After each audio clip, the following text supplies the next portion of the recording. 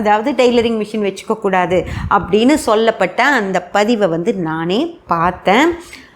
அதுக்கு ஒரு காரணமும் சொல்லப்பட்டது பார்த்திங்களா. கேது, டெய்லரிங் மிஷின் அப்படின்றது கேது, அது வந்து வெட்டுற வேலையெல்லாம் செய்கிறதுனால மிஷினை வச்சுக்கக்கூடாது, அதை வந்து தானமாக கொடுத்துட்றது நல்லது அப்படின்னு சொல்லியிருந்தாங்க.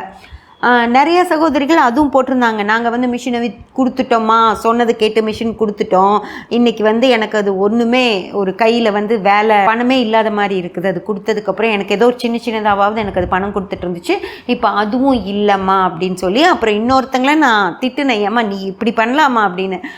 அதுக்கு அவங்க ஐயோ மன்னிச்சிருங்கம்மா, தெரியாமல் நானே இதை கெடுத்துக்கிட்டேன், இனி எப்படி என்னால் மிஷின் வாங்க முடியும்னு எனக்கு தெரியல அப்படின்னு ரொம்ப வருத்தப்பட்டிருந்தாங்க. இன்னொருத்தங்க நான் மிஷின் வாங்க போகிறேன்னு சொன்னாங்க. எல்லாமே எனக்கு வந்து அந்த சகோதரிக்காக நான் கோவப்படுறேன், இன்னொரு சகோதரி சொன்னதுக்கு நான் சந்தோஷப்படுறேன், அது மாதிரி ஒரு மாதிரி மிக்சடாக இருந்துச்சு.